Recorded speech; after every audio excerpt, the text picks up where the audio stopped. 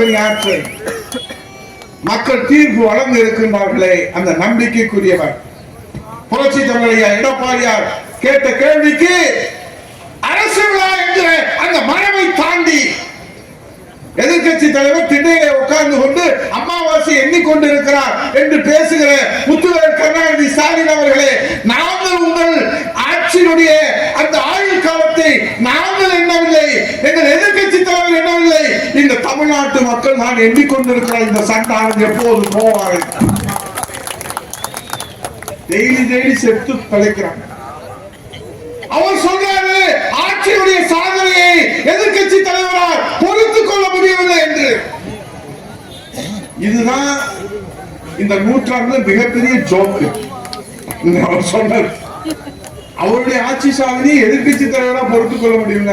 ஆமடா சாமி, உங்க ஆட்சியுடைய வேதனையை தமிழ்நாட்டு மக்கள் பொறுத்துக் கொள்ள முடியாமல் தான் எப்போது போவீர்கள் என்று இந்த தமிழ்நாட்டு மக்கள் கேள்வி கேட்டுக் கொண்டிருக்கிறார்.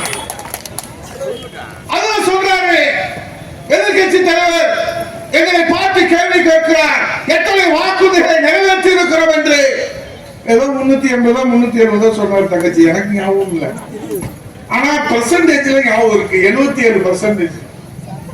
அப்ப 2024ல 3ல 99%, 2024ல 90%, இப்ப 2025ல 77%.